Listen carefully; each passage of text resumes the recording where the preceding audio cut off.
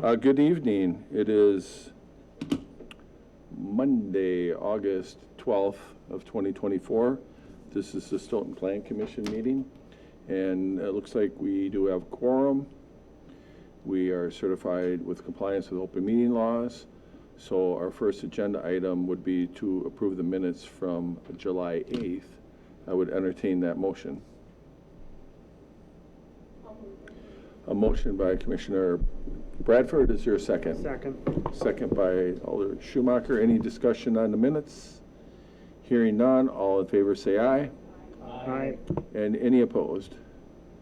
That carries. Item number 5, Council Representative Report, Alderperson Caravello. Thank you. And it looks like not a lot of activity, but at the July 9th council meeting, 015 of 2024 was approved, and at the July 23rd meeting, R124 of 2024 was also approved.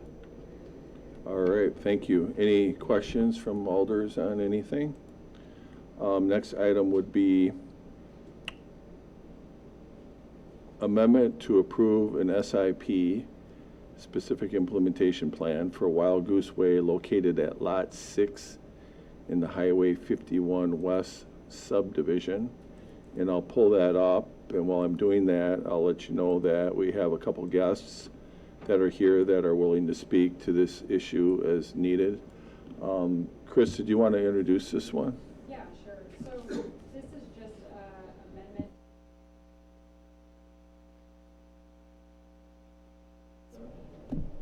Yes, I was like, do I? I don't. When it was originally approved, it was duplexes, but they were multi-level duplexes. And the SIP change is just making it from the multi-level down to more of a ranch style. And that's why it's here. So essentially, like, you know, number of units isn't changing, any of that stuff. It's just the configuration. So I'm gonna go ahead and just read my recommendations. If you guys want me to go into detail, I can. But essentially what they're looking at is the new proposal needs to meet minimum requirements for the approved GDP with the underlined zoning district, residential district. This includes setbacks, and a map should be shown to provide the minimum setback requirements. I'm going to put a pin in this really fast. So the developer did send me information. I printed it out. That's the secondary sheet that's with you guys right now, addressing a lot of these concerns. And honestly, that's how we like to do it. So recording of the condo document may need to be amended to show the new footprint of the proposed buildings. That's more just an FYI. Configuration of the city's stormwater engineering of any needed stormwater measurements. I did reach out to Mark Fisher. He said that the was designed and should meet minimum requirements per landscaping plan, and I explained it. I did send this on to our forester. I believe I attached an email. I was like, hey, does this look okay? He had made 1 or 2 suggestions on it, and I'd like to see those.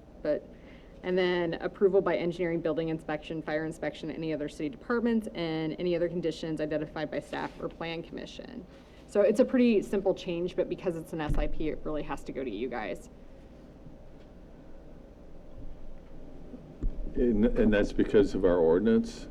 Yeah, so it's a plan development. You guys probably won't, like, if we move away from plan developments, you guys would not see the SIP, but because it's essentially changing the building footprint, and that's why that, you know, the design stuff is going through you guys for this amendment. So it's really a simple change. I double checked this with Rick just to make sure.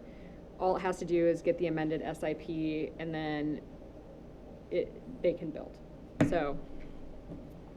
Chris, you did, I believe, I don't know about in this packet, what you sent us said something about the only change, one of the only changes you could see was in the landscaping requirement per the zoning. So have they made a plan for additional landscaping and submitted it, or?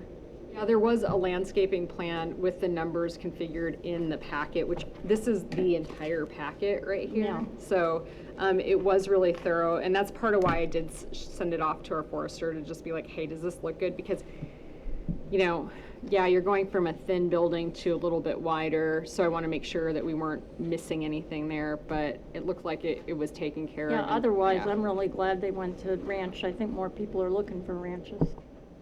You One can, thing John needs to get back to us is there's 3 Wait. service you can push the button there, Chuck. Yeah, and then just say who you are too. Yep. So it's for Sue's minutes. Yep, if the red light comes on, you're good.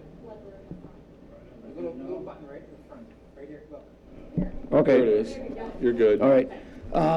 The only thing we got back from John, he approved the landscaping and everything, and we do have all the points. He just wanted the serviceberry trees that were planted in phase 1 spread out along between the curb and the sidewalk in phase 2. That was his only comment. Otherwise, he signed it, so. All right. Anything else you want to add? Go ahead, Tim. Yeah, it's a pretty simple change. We came up with the need, we saw more people wanted more ranches than they wanted 2 stories. And so we thought we'd try to meet the needs of the community a little bit more. So that's why we're making it. We do meet all the setback requirements. The landscaping plan is in there, so we went through all of those items. All the concerns we met all the way along the way. Pretty simple change, and if everything works okay, then we'll be up and building. We'll get building permits here within the next couple of weeks, and we'll start. I just have a question. It has nothing to Sure. do with what you have to do or anything. Just in the drawings and whatnot, I noticed it looks like they're English basements, so they can be finished out with like a escape window.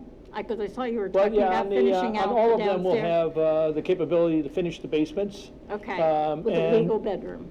And actually have 2 bedrooms down there if they wanted to. Okay. All the ones on the Wild Goose side will have the capability for 2 bedrooms right off the bat. And on the north side of the road, then, or on the north side of the alleyway, then we would give them the option to do 2 with egress windows. Okay. Well, that's And we're that's also why I going was for asking. 0 threshold coming in from the garage into the house. Okay. So there's no steps that way too. That's So we're okay. shooting I for thought that as it much looked as we like on can. your drawing they were egress, but I couldn't Yeah, tell they're for all, sure. So they're all that's set egress. okay. And by the way, for the record, my name is Tim Burke. Thank you. All right? Chuck Elliott again. The other thing that we did was we made them handicap accessible. So like I said, Tim said, we do have no steps from the garage in, so you can walk right directly in, and at least 4 of the 8 of the units. And we do have 3-foot doors instead of 2 6s and 2 8s. So you can get through with a wheelchair. Wheelchair, you need 210, but you're still going to bark your fingers because the doorstop infringes on that, 3 8s in each side.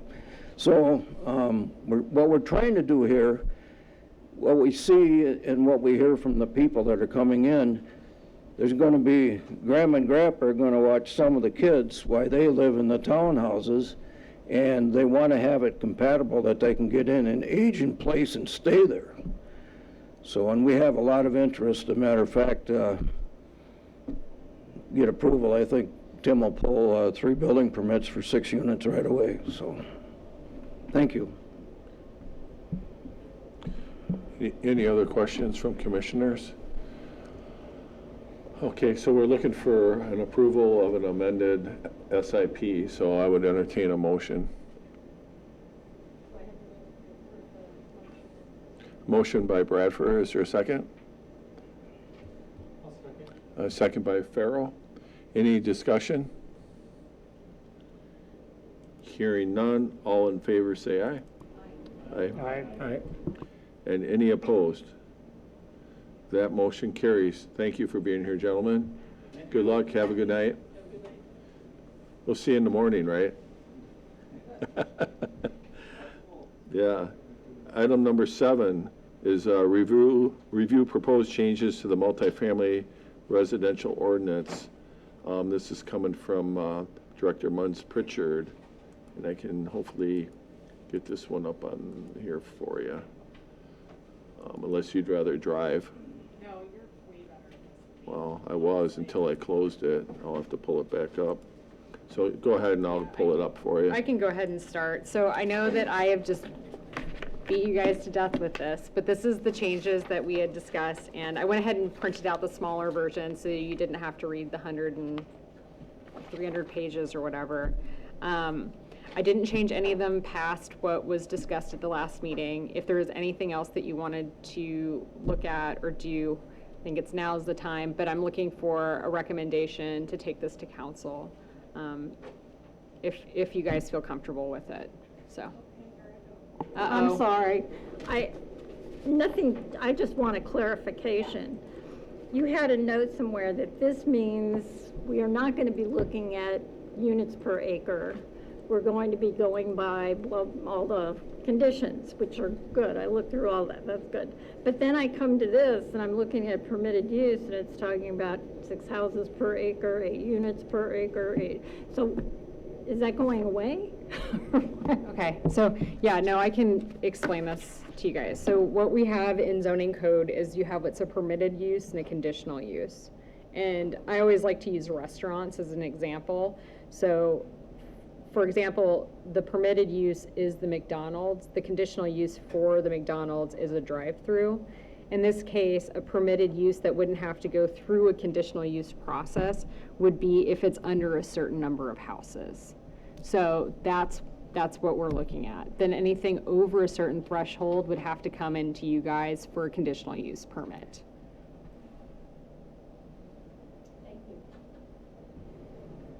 Any other initial questions? Alderperson Schumacher and then Caravello. Just my typographical ones, formatting things. In sections 2 and 3, there's a few more of those numbers without the words spelled out. It's inconsistent through the whole document. Okay. I really thought I got. Sections 2 and 3, I think, are the most. The rest Okay. of them look pretty good. But All right, so I'll just my get those nitpicky spelled out. stuff. Nothing in the content from your end?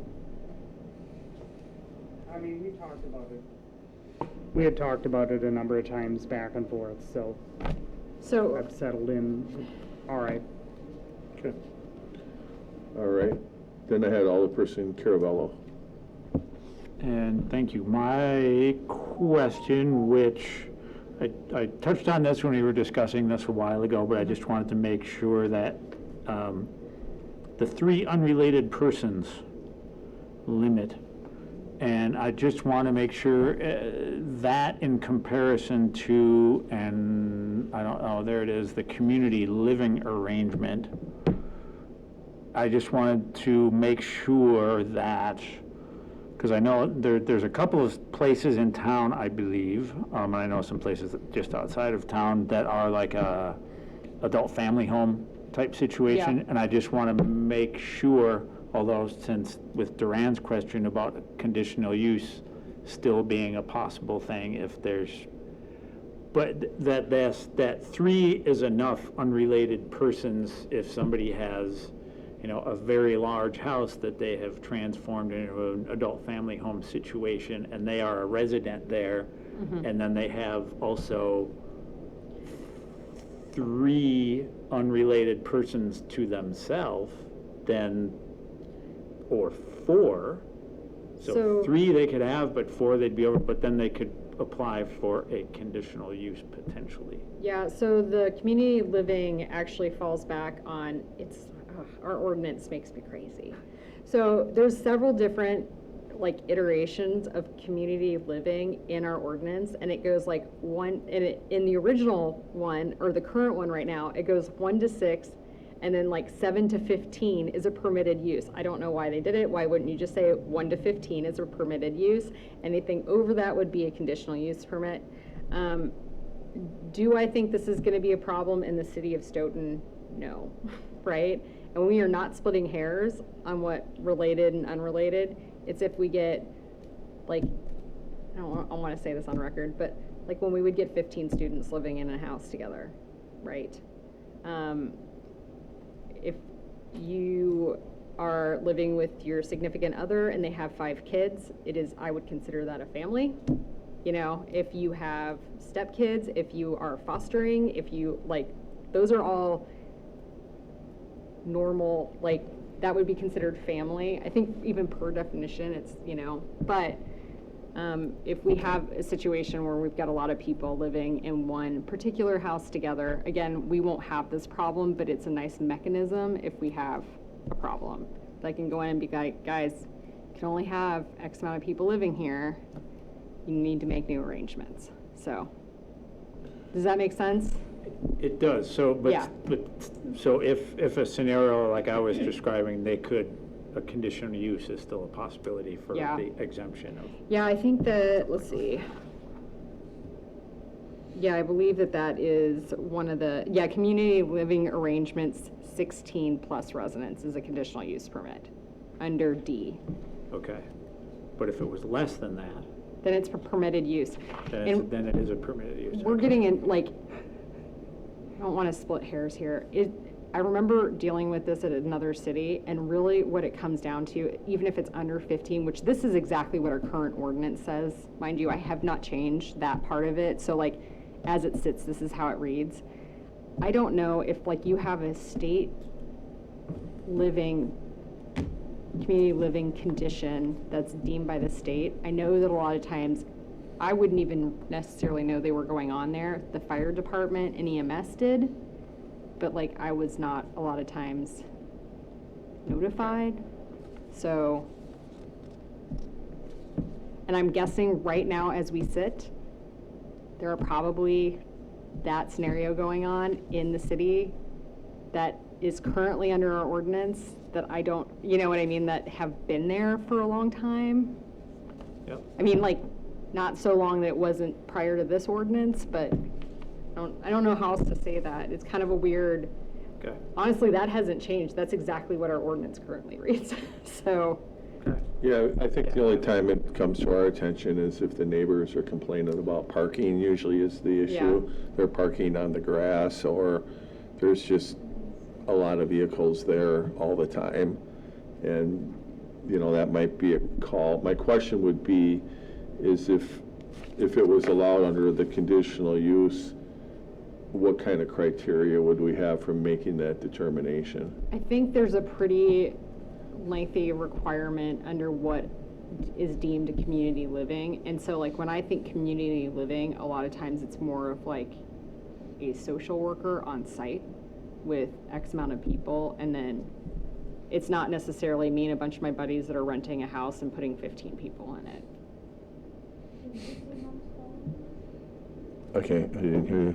Just asked, do nursing homes or those kind of facilities fall under that? Yeah, I think it does per our definition. Man, you guys are like hitting me on the definitions that I do not have memorized anymore, but I read over all of this when I was making this stuff. So, yeah, the thing is that that's kind of like, that's something that you'd want in an area like this. If it's under 15 units, yes, community living. I'm thinking most of those kind of facilities do come to you initially and say, this is what we're looking at putting in the city, and where would it work, and how would it work, and... I would consider, in multifamily residential is exactly where you would have one of the community living spaces, and there's a whole slew of requirements at the state level, I'm sure, and then it has to go through state-approved plans and all of that jazz. So, yeah, I was thinking more like, when you have like a social worker that's, like I've had a couple of friends that have done that kind of work before, and it's more of a group house, but it's like run by somebody, not necessarily like a assisted, you know what I mean? I don't know. The only time I ran into this is many churches have seminary students that are in a setting like that, or your convents and whatnot, and I know they're on religious property, which is a little different, but I mean, those are community living facilities that take into account, whatever our rules are, so. Yeah, and I think that would be... I think our Buddhist temple might be under that kind of an ordinance, so, yeah. And my other question would be, is this something the city attorney's reviewed yet? Yes.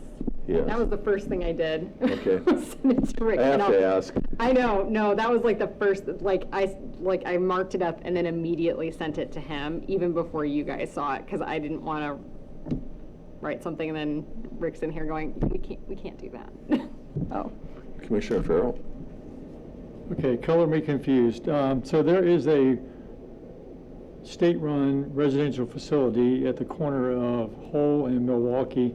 I believe there's at least 4 people there, because they're always out and I always wave to them.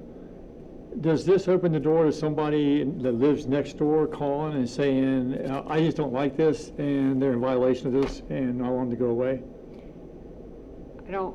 I don't think so. If it's a permitted, I mean, that's a hard question to answer, because if there's something like not right there, you know, it might not, but 4 people. If I read this literally, it seems to do just that. 4 people at a community living facility that's licensed with the state and meets the minimum definition of a community living facility is permitted in this district. It's under 15, and that's what was in our ordinance before. That's what I carried over.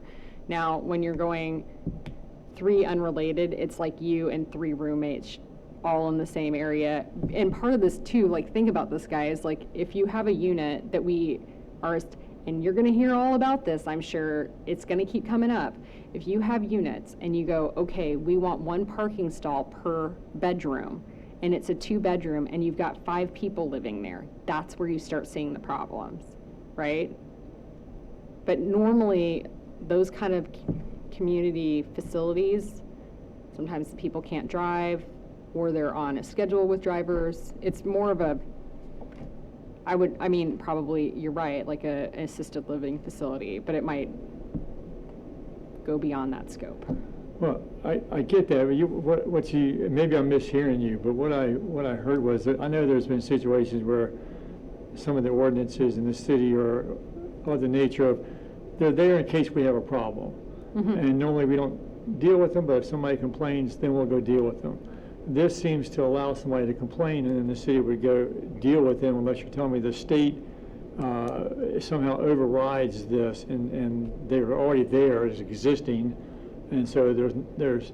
I just want to make sure there's no opportunity here, no window opening for somebody to say, you know what, I just don't like that. They're hurting my property value or whatever, and oh, I just read this, and there's more than 3 people unrelated, so make them go away, city, and then the city has to respond. If they fall under a community living facility, no. If they are just 5 people, Yeah, so that's, I think you're referring to what I was reading, and they're called adult family homes, if they're adults that are, Right. You know, disabled in some way, something, I know somebody that lives in one that just, they can't care for themselves. yeah. They are mid-60 years old, Yeah. but they fall under the community living arrangement, actually, not just, you know, a bunch of. I have an Those are aunt licensed by that the falls state. under That's a that. licensed facility by the state. Yeah, I have an very aunt that falls under that, and I quickly. didn't, but that's, Yeah. it's the same situation, and it's like, Yeah. it's more of a care, like, she's independent, but she's not, and so it's all licensed. Yeah. So, So the non-family household part would be, hey, dudes, let's all rent a place and, Gotcha. you know, let's all 8 of us pack into this place. Yeah. I got Every that. Yeah. square foot and, you know. Okay. I think the reason I kept saying, like, we probably won't have to deal with this the way I had to deal with it in other communities I lived in. Because we don't have a college, but Right. that's where you normally see it. Yeah. Yes. So I had one other question, and I don't know if I'm thinking right. So we're changing a zoning ordinance. Do we have to have a public hearing for that? Yeah, I believe I talked to, it's gonna go and do the notices for the council. It's not going on tomorrow night's council, okay? Like, I'm pushing it to the next one, and so that'll be. All right, I just couldn't remember. It seems like anytime we do something I don't- zoning wise, especially an ordinance to the zoning, we do have a public hearing. Yeah. Yes, we absolutely, because it's a change in ordinance, so yes. If you guys don't feel comfortable with this, please tell me. I will change stuff. I don't care. And the other thing too is if we see something that is not working, approach me and we will amend the ordinance, because that's the direction we should be going, right?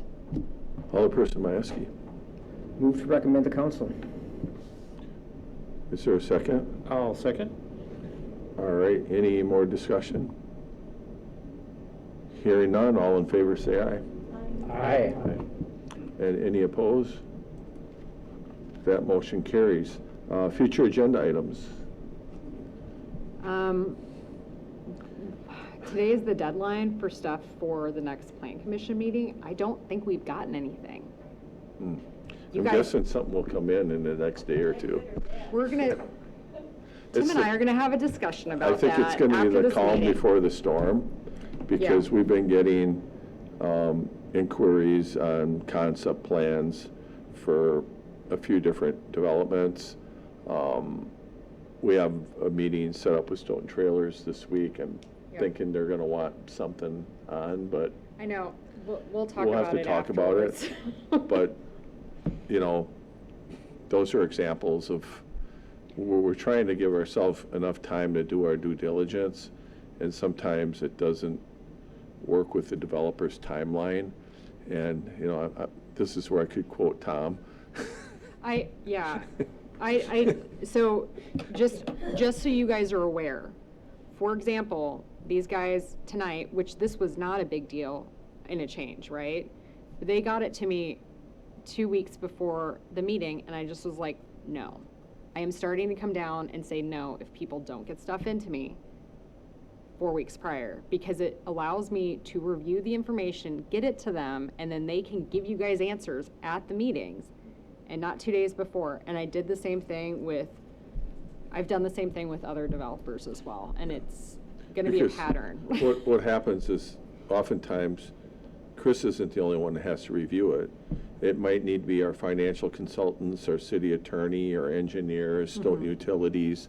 And if one of those folks have a vacation plan or another commitment, it throws a monkey wrench in the whole thing.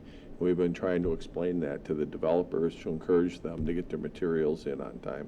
Yeah, And I don't know, you know, you may get a phone call at some point, but if you do, you'll know what our position is, because we don't want to bring you stuff half-baked, because we respect your time and appreciate it. Go ahead. I don't think anybody on this commission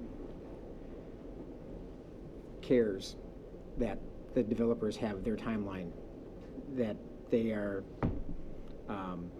pushing for whatever, you know. Everything we give them is up front. They know what our timelines are supposed to be. If they can't deal with that, then they shouldn't be in the business. and I do have them listed on our website. And like I said, you know, if we blindside them with something, that's bad on us. Yes. And I will definitely mea culpa to that, but otherwise, don't care. Yeah. You know, they meet deadlines for all kinds of things all the time, and there's no reason why they shouldn't be able to get us on their schedule correctly as Right. well. So, you know, like Tom said, if there's something we do or ask out of the blue, then yeah, you need to be accountable and say, we're sorry, you know, let's work with them. But if it's the normal stuff, I think you just got to keep training them.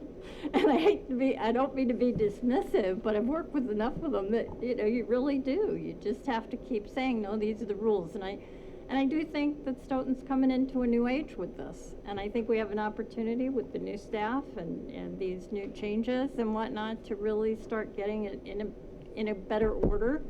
And I think they'll respect it after a while of grunting, you know, so. Yeah. Yeah, there's also some things that we may come back and discuss that we might just want permission to approve internally. You know. I know, well, yeah, we're Go ahead. talking about changing, so like one of the things that we're talking about changing, so I don't know why you guys are seeing lot combinations. Like, it's 2 lots that are existing that become 1 lot. That's something staff can sign off on. Just lot line adjustments, if they're meeting legal, I don't know why you guys need to see it, and I certainly don't know why it needs to go all the way to council for a lot common, and like, these are existing lots that somebody's maybe smushing together to put a single family house on or something along the lines of that. So, and then the other part of it too is if there's something that I'm like, hey, let's do this as internal staff, and you guys don't feel comfortable with that, just talk to me. But the thing is I'm not gonna make decisions that I don't feel comfortable with. They're coming to you guys even if because I have that provision in there, right? If I see a lot combination that feels weird, be like, no. But just stuff like that, we need to streamline some of the stuff. You guys are gonna get burnt out. We're gonna get really busy. Yeah, we're looking at doing that, not only here, but in other committees as well, especially when it relates to special events permits and things like that, because there's just way too many hoops and permissions and approvals that need to be met for somebody to have a simple fundraiser or a block party, and it affects all the departments. So that's another thing that we're working to streamline. Most of that would be for public safety, but some of it is zoning when we start getting into food carts and all that kind of stuff as well. Right now, every one of the departments in the city has a separate special events permit. So you're aware. And so that's one of the things that we're working on, is making it one big special events permit. Yeah, no, every one of them, because why wouldn't we? I can see them signing off, like on certain Right. when you have streets closures. Yep, exactly. But no, I didn't know that. So it will be one permit, and it will be starting in one department, and then that person in that department will send it out to the departments that are affected by it.